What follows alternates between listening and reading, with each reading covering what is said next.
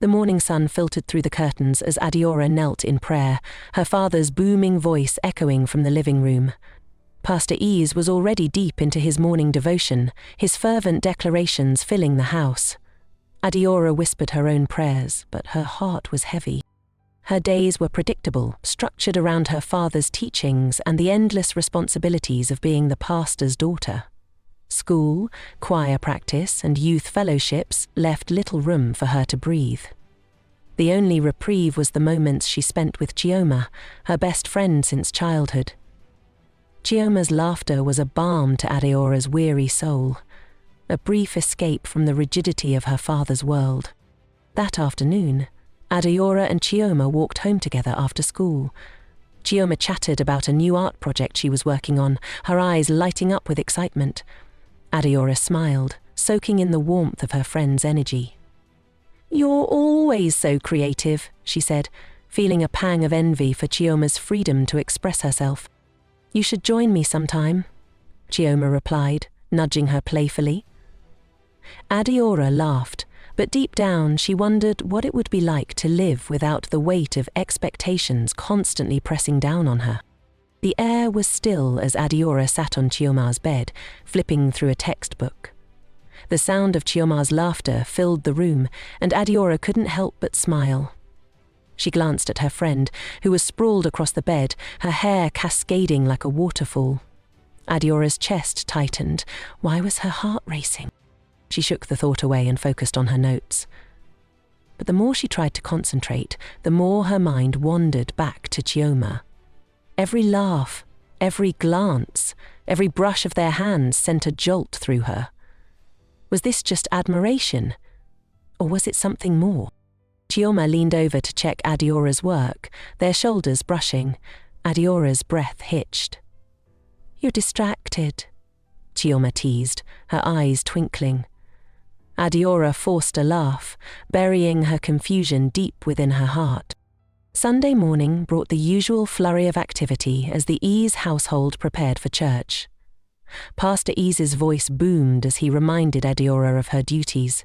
Lead the youth choir, distribute flyers for the upcoming revival, and set an example for the congregation. "You're the pastor's daughter," he reminded her, adjusting his tie. "People look up to you." Adaora nodded dutifully, but inside she felt the walls closing in. Her father's expectations were a constant weight on her shoulders. How could she reconcile the image of perfection he demanded with the turmoil growing inside her? At church, Chioma's presence was a lifeline. During the service, their eyes met and Chioma offered a small smile. For a moment, Adaora felt free. But as her father's sermon thundered about the dangers of straying from the righteous path, guilt gnawed at her. Was she already straying? During lunch at school, Chioma's usual bright demeanor was replaced with a contemplative silence. "Have you heard what people are saying about me?" she asked, her voice barely above a whisper. Adaora shook her head, her brow furrowing. "What are they saying?" Chioma hesitated, then said, "That I'm too friendly with girls." Adaora's chest tightened. "That's ridiculous," she said firmly. "You're just being yourself." Chioma's eyes searched Adaora's face. "Do you think so?" she asked. "I know so," Adaora replied, her voice filled with conviction. But even as she spoke, she couldn't ignore the way her own feelings mirrored the rumors. Did Chioma see through her? That evening, after choir practice, Adaora and Chioma walked home together under the glow of the moon. The quiet of the night felt safe, like a cocoon shielding them from the rest of the world. They paused under the old mango tree near Chioma's house, neither wanting the moment to end. Chioma reached out, brushing a stray strand of hair from Adaora's face. You're always so serious," she teased gently. Adaora's heart raced as she felt the warmth of Chioma's hand linger. She wanted to say something, anything, but the words caught in her throat. Instead, she leaned into the moment, letting the intensity of her emotions wash over her. Chioma smiled softly. "Good night, Adaora," she said, her voice tinged with something Adaora couldn't quite place. As Chioma disappeared into her house, Adaora stood frozen, her world forever changed. Adaora's room was dark, illuminated only by the faint glow of the moonlight streaming through the window. She sat on the edge of her bed, her Bible open on her lap, but her mind was far from scripture. Her thoughts kept returning to Chioma.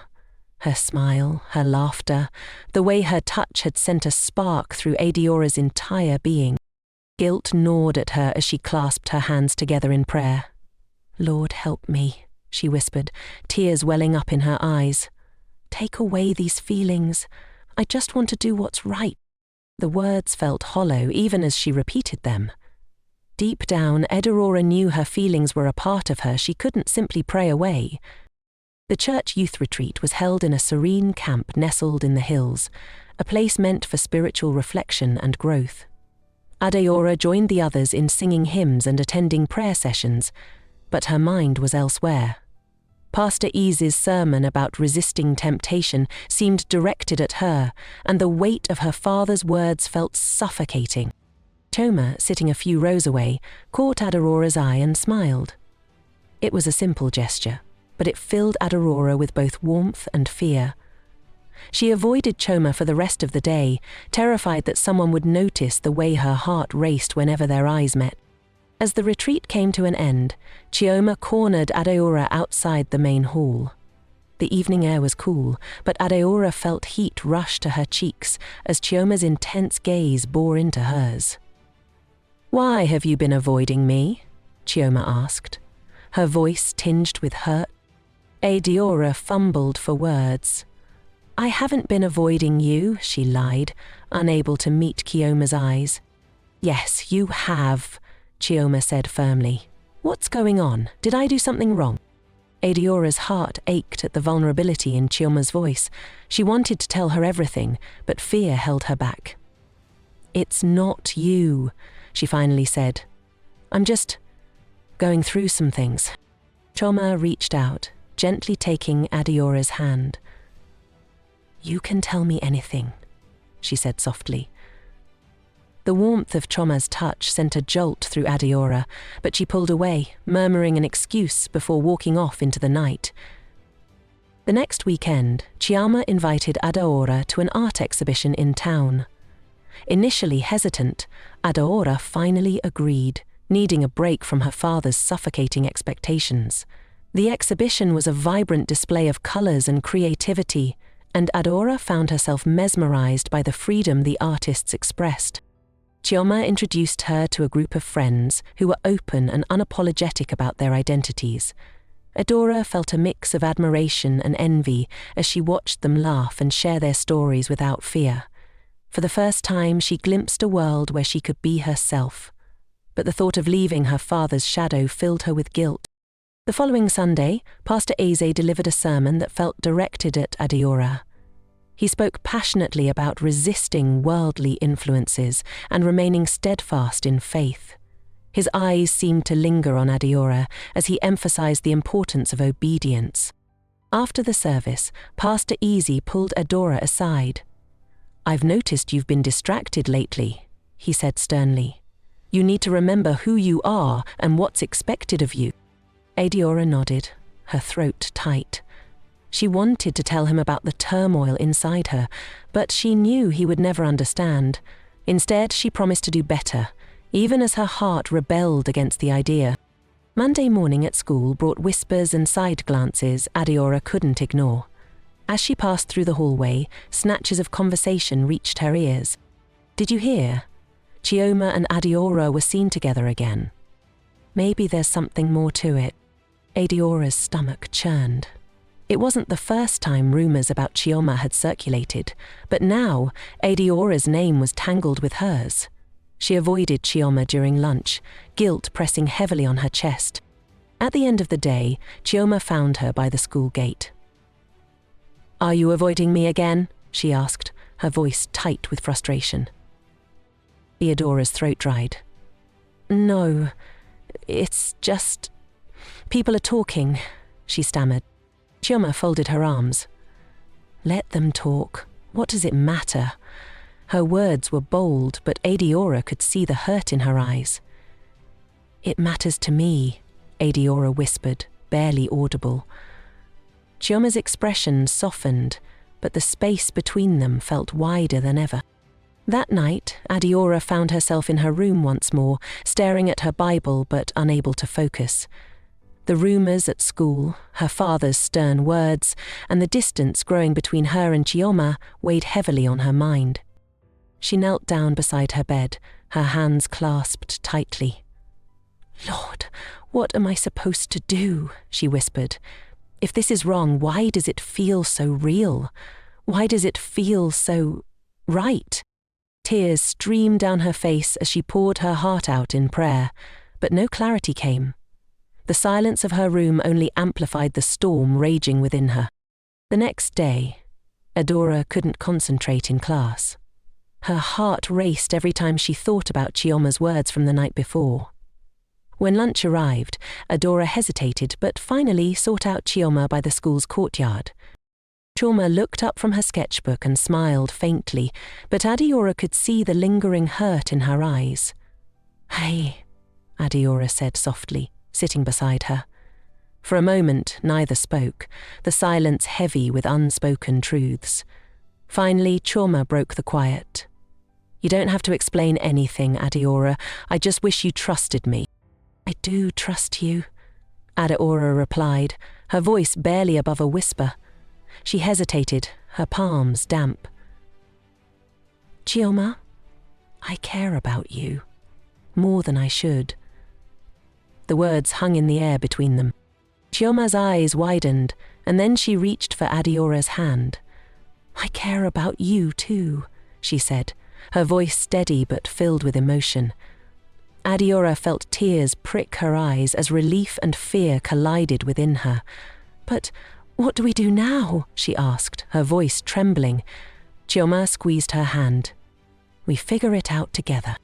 That evening, Adaora returned home to find her father in a rare, quiet mood, seated with her mother in the living room. "Adaora," Pastor Eze began, "we've been worried about you. You've been distant lately."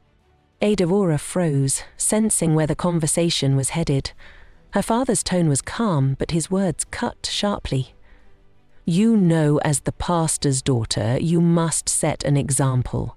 Is there something distracting you?" Adaora shook her head quickly. "No, Papa. I've just been tired with school and choir." Her mother chimed in softly. "Your father just wants the best for you." Adaora nodded, but the guilt weighed heavily on her. Her mother's gentle voice was a stark contrast to her father's rigidity, and she longed to confide in her but didn't dare. That night, Adaora lay in bed staring at the ceiling, knowing her double life couldn't remain hidden forever. At school, Adaora was surprised when Nkechi, a quiet girl from her class, approached her during lunch. "Adaora, can I talk to you?" Nkechi asked, glancing around nervously. Curious, Adaora nodded, and they walked to a quieter corner of the courtyard. "I've noticed how people have been talking about you and Chioma," Nkechi began. Adaora's stomach dropped, but before she could reply, Nkechi added, "I don't think it's anyone's business. I understand what it's like to feel out of place." Adaora's eyes widened. "You do?" Nkechi hesitated before nodding. "My family is strict too. I know what it's like to have to hide parts of yourself." For the first time, Adaora felt a glimmer of hope. "Thank you," she said, her voice filled with gratitude. Nkechi smiled. "If you ever need someone to talk to, I'm here." Adaora couldn't shake the weight of her father's expectations as she walked to school the next morning. The whispers about her and Chioma had grown louder, their words weaving a noose of fear and shame around her heart.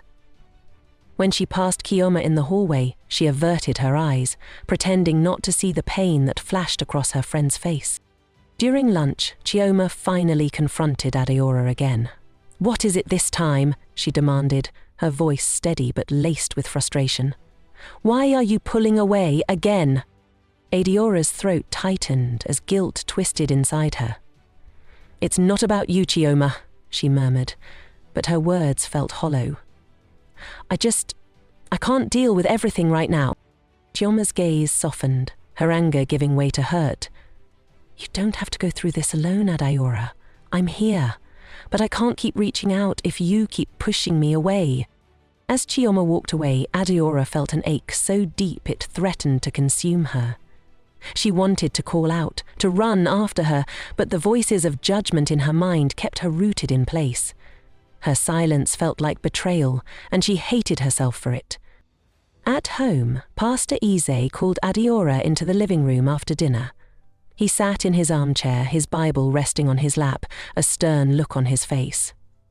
"Adaora, I've been praying for you," he began, "and I believe it's time you focus more on your spiritual growth.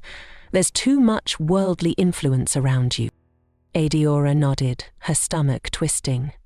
"What do you mean, Papa?"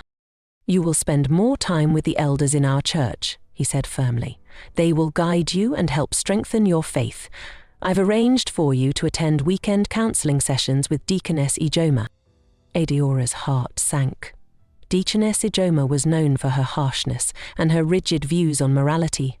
"Papa, she started, but his stern glare silenced her.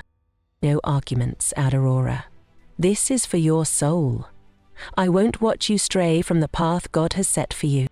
Adaora lowered her head, swallowing back tears. Once again, her voice was silenced by the weight of her father's authority. Later that night, unable to sleep, Adaora sat at her desk and stared at a blank sheet of paper.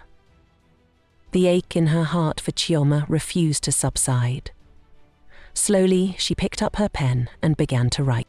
"Chioma, I don't even know where to begin. I'm sorry for the way I've treated you. I'm sorry for my silence, for pulling away when you've only ever been kind to me. The truth is, I'm scared. Scared of what people will say, of what my father will do, of what I'm feeling, but most of all, I'm scared of losing you. You've always been my light, Chioma, and even though I don't have the courage to say it out loud, I need you to know that you mean everything to me. Please don't give up on me. Adaora." As she folded the letter and tucked it into her notebook, Adaora felt a glimmer of relief. For the first time in weeks, she had put her feelings into words, even if she wasn't ready to share them yet. The next day, during her free period, Adaora found a quiet spot in the school library. She sat with her letter in hand, debating whether to give it to Chioma. Lost in thought, she didn't notice Nkechi approach her until she spoke. "You look like you're carrying the weight of the world," Nkechi said with a gentle smile.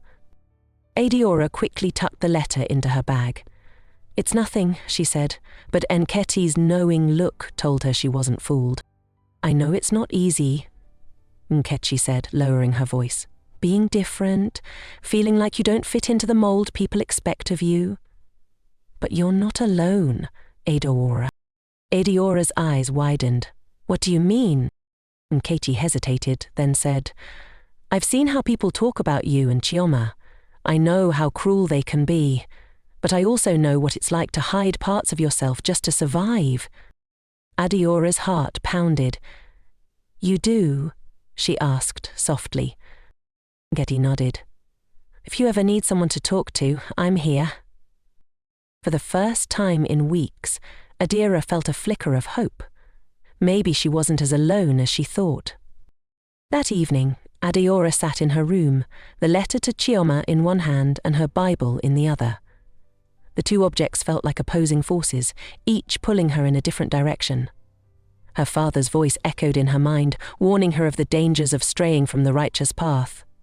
But Chioma's smile, her kindness, and her unwavering support tugged at her heart. She closed her eyes and whispered a prayer. "Lord, what do I do? How do I follow my heart without losing everything?" No answer came, but Adaora knew she couldn't keep living in fear. She placed the letter in her school bag, her decision made. Tomorrow she would find Chioma and give her the letter. It was a small step, but for Adaora it felt like a leap toward freedom. Wordlessly, they sat together under the tree, their hands intertwined. For the first time in weeks, Adaora felt a sense of peace. But as the school day began, she knew their journey was just beginning. Together, they would have to navigate the judgmental whispers and the weight of expectations. But for now, Adaora felt strong enough to take the first step. The days following Adaora's confession were both terrifying and liberating. She and Chioma began spending time together again, but the whispers at school grew louder. Adaora couldn't walk through the hallways without feeling eyes on her, and the judgment was suffocating. One afternoon, Nkechi approached Adaora and Chioma in the courtyard. "You know," Nkechi said quietly, "people will always have something to say, but you don't owe them an explanation for who you are." Chioma smiled at her. "Thanks, Nkechi. It's just hard sometimes." Adaora nodded, her throat tight. "I'm still scared," she admitted, "of my father, of everything." Nkechi gave her a kind look. "You're stronger than you think, Adaora. Don't let their fear make you small." For the first time, Adaora felt a spark of defiance kindle within her. Maybe she didn't have to be so afraid.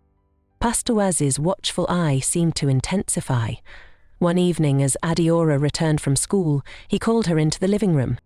"Adaora," he began, his voice calm but sharp. "I've noticed a change in you lately. You're distracted, distant." Nayatara's palms grew clammy. "I've just been busy with school, Papa." His gaze bore into her. "I saw you with that girl, Chioma. You seem close." Adaora's heart pounded in her chest. "She's my friend," she said carefully. Pastor Ease's face hardened. "You must be careful of the company you keep, Adaora. Friends can lead you astray." Adaora nodded, biting back the urge to defend Chioma. Speaking out would only make things worse. As she walked to her room, she felt the walls of her home closing in tighter than ever. Despite the growing tension at home, Adaora found solace in a new space. Nkechi introduced her to a small group of friends who gathered in secret after school. They were a mix of artists, writers, and dreamers, all of whom had faced judgment for being different. "Here," Nkechi said, "you can just be yourself." The room buzzed with laughter and creativity. Chioma joined them, sketching quietly, while Adaora listened to a girl recite poetry about freedom and resilience. For the first time, Adaora felt like she belonged to something bigger than herself. The counselling sessions with Deaconess Chioma were as stifling as Adaora had feared. Each week, the deaconess lectured her on morality and the dangers of worldly desires. "The devil preys on the weak-minded," Deaconess Chioma said one afternoon, her voice heavy with judgment. "You must stay vigilant, Adaora. Stay away from people who lead you into sin." Adaora nodded, her face expressionless, but inside she burned with resentment. The deaconess's words only made her more determined to hold on to the parts of herself she had been taught to hide. One evening, the group of friends gathered under the stars. Chioma sat beside Adaora, their shoulders brushing as they listened to Nkechi speak. "We don't have to face this alone," Nkechi said. "When we stand together, we're stronger." Adaora looked around at the faces illuminated by the moonlight. For the first time, she realized she wasn't the only one fighting to be seen. The thought filled her with courage. One fateful evening, Pastor Easy found a sketchbook Adaora had hidden in her room. It was filled with drawings Chioma had made of her, along with Adaora's own scribbled letters she had never sent. When Adaora returned home, her father was waiting, his face a storm of anger. "What is this?" he demanded, thrusting the sketchbook toward her. Adaora's blood ran cold. "Papa, I can explain." "You have nothing to explain," he thundered. This is sin, Adaora. You will cut ties with that girl, or I will—" Tears streamed down Adaora's face, but she didn't back down. "I can't, Papa. She's my friend. She's more than that." Pastor Ise's face twisted with rage. "You will repent for this, Adaora. You will repent, or you will leave this house." That night, Adaora packed a bag, her heart heavy with grief. Her mother stood silently in the doorway, her face a mask of sorrow. "Mama," Adaora whispered. "I don't want to leave, but I can't stay and pretend to be someone I'm not." Her mother hesitated, then placed a hand on Adaora's shoulder. "Be strong, my daughter. And remember, God's love is greater than any man's judgment." Adaora's tears fell freely as she hugged her mother. With her bag in hand, she left the house she had always called home, stepping into an uncertain future. Adaora found refuge at Ninketi's house, where her friends welcomed her with open arms. The pain of leaving her family was sharp, but for the first time, she felt free to be herself. Chioma sat beside her, their hands intertwined. "We'll get through this together," Chioma said softly. Adaora nodded, determination shining in her eyes. "This is just the beginning. I won't hide anymore." Surrounded by love and support, Adaora knew she had made the right choice. Her journey was far from over, but for the first time, she felt ready to face whatever came next.